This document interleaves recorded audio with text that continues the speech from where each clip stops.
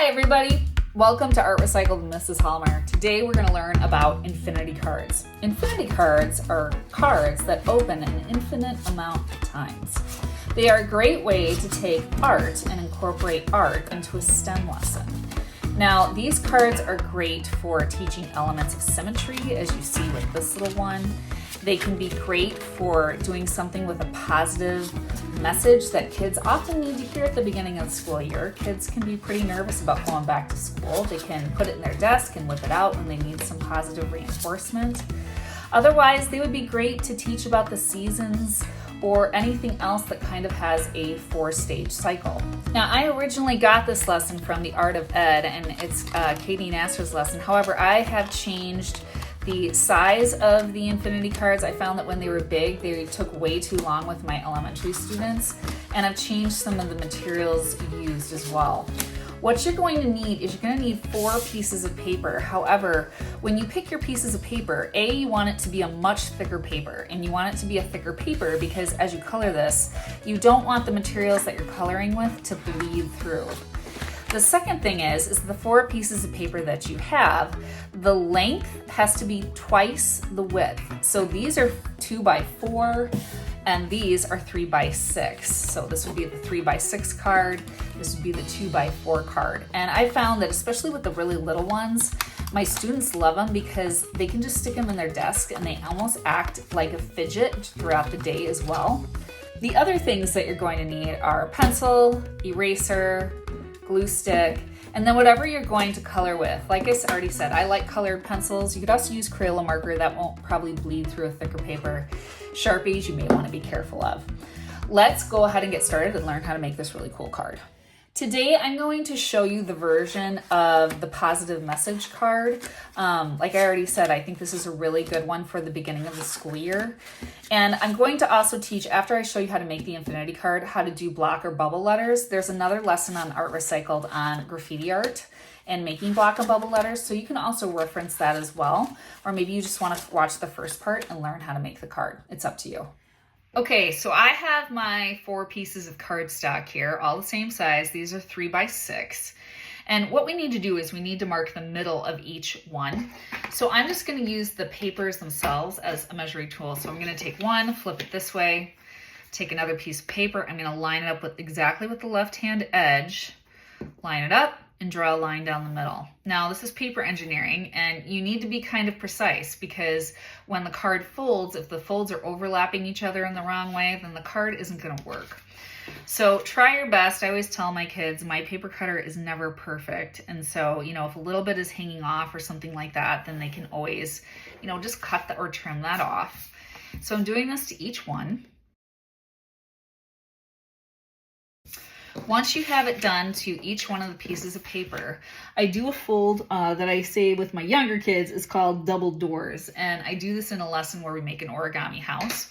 So double doors is when you take this card and you're going to take the 2 sides and you're going to fold it to the middle line. So I'm going to fold, hit the center line. And I always tell my kids, if you want really good folds, you can always take a pencil and go perpendicular to the fold, another math word there. And go up and down. That helps your fold get nice and crisp. Take the other one, fold to the middle line. Make sure they don't overlap, but they meet.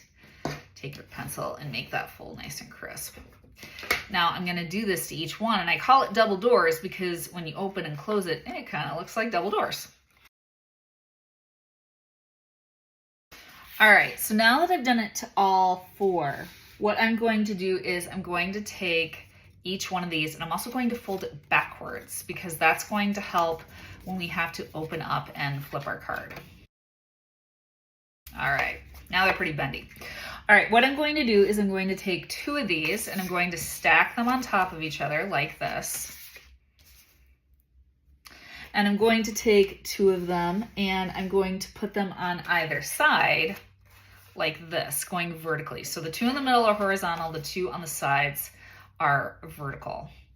Now what I'm going to do is I'm going to put glue stick, and I mean a lot of glue stick, on the upper 2 corners here and a lot of glue stick on the lower 2 corners here.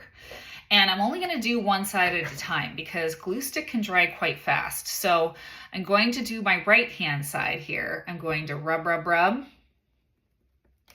Rub, rub, rub. You can see I'm getting a lot on there. So upper corner, lower corner. Then I'm going to take this card and I'm going to line it up corner to corner with the upper right hand corner and press really well. Then I'm going to line it up with the lower left hand corner, or sorry, the lower right hand corner, not left hand corner. And I'm going to press really well. So upper right hand corner and lower right hand corner.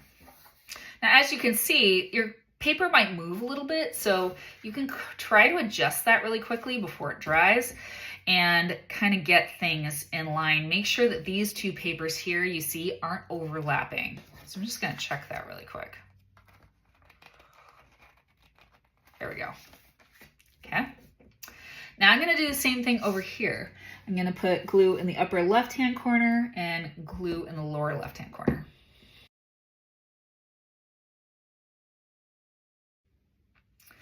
Now, as I'm lining this up with the left-hand edge, again, I'm double checking that these two cards aren't overlapping in the middle. And that doesn't perfectly line up, but you know what? I can just trim that with the scissors. All right.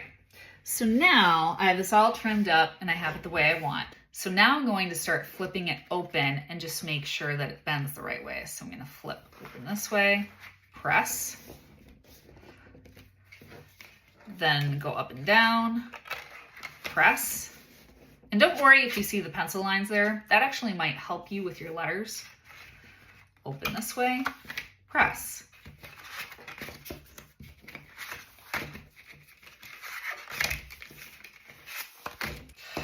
Okay, so now I'm going to show you how to do the positive message, the block and bubble letters. So before I teach my kids how to do any type of block or bubble lettering, I have them write out their message first. And I tell them to pick a 3 or a 4-word message. If it's a 3-word message, I do an image at the end on the last part of the card. And so the reason why I have them write it out is because they're going to want to count their letters. And the reason why you're going to want to count your letters is, for example, this one starts with U, right? Well, that O would go right over the center. And so we're going to use that separation there and even some of the folds to help us get our spacing right. And potentially even with a letter like O, work on our symmetry, right? So I'm going to do the phrase today, I am brave. So I want an I, and that I is going to go right over the center here. And so there are 2 ways to do block and bubble letters. I'm going to use these folds here to help me get my I the right size. So I'm going to come down, go the same space from the opening there with the other part of the line there, go across. And I'm just imagining my I as 3 rectangles, really. So you can see how those folds actually help me get my I right. So now what I'm going to do is I'm going to open the card and I'm going to go to the next word, which is am. So the A is going to go on the top and the M is going to go on the bottom. And I'm going to use these pencil lines here. This is why I didn't erase them yet, to kind of get my spacing right. Whenever I draw a block or bubble letter, I kind of like to draw the flat parts of the letter first. So the top, the A, the 2 bottom lines of the A, and that also helps me get my spacing right. And then if this is too hard for kids too, there is another way to do it. Maybe you're not drawing your letters out first, but just take your colored pencil. And again, I'm going to use that middle line. I'm going to draw the M. I'm just going to use colored pencil right off the bat.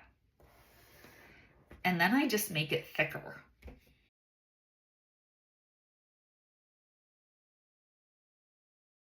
Now, when my kids draw their letters this way, I do tell them I want to see nice, smooth sides. That doesn't necessarily mean they need to be straight. Like maybe you want your letters a little wavy or a little stylized, like you see here with my U or my R here. But I don't want them to look like scribbly, scratchy, right? So now I have am drawn, and now I'm going to go to my last word, which is brave. Brave is an odd number of letters, and we have A. This is why I want you to write it out first. A in the center. I'm going to work with the A, and I'm going to work my way out. So a lot of kids would start with the first letter, and then they'd move over this way, and then they'd find out that their spacing is wrong. So this is a good tip whenever you have to do posters too. I always count out the number of words, start with the middle word, then start with the middle letter, and then I go out from there. So I'm going to do my A here.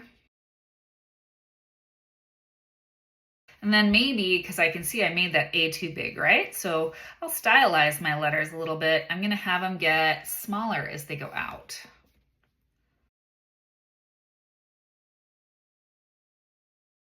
So now I'm going to do an image at the end. I know when I mentioned the word brave, what a lot of you are thinking is she should draw a lion, right? Lions are brave. But this is my version of brave. So for me, I know this is going to seem weird, but I'm going to draw a volleyball net. And the reason is as a kid, my parents were not into sports. They were artistic and into the sciences and things like that. So I wasn't involved in a lot of sports. And whenever I had to go to gym class made me nervous.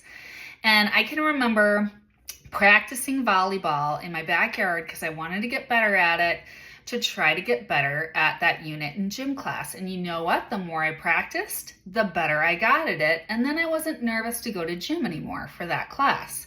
Is there a subject that makes you nervous? If you're doing the same message as me, I am brave. Maybe it's art that makes you nervous and you should draw something with art or math. So that's going to be what I picked today for my I am brave message. If you're doing the same message, you should pick what makes you brave.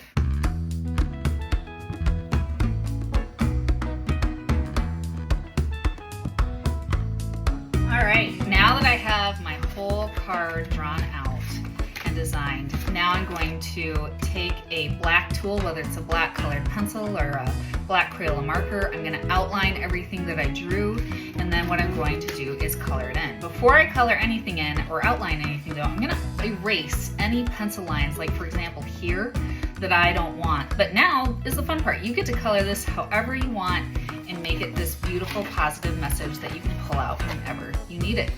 Thanks for watching. I hope you had fun. I'll see you next time on Art Recycled. Bye.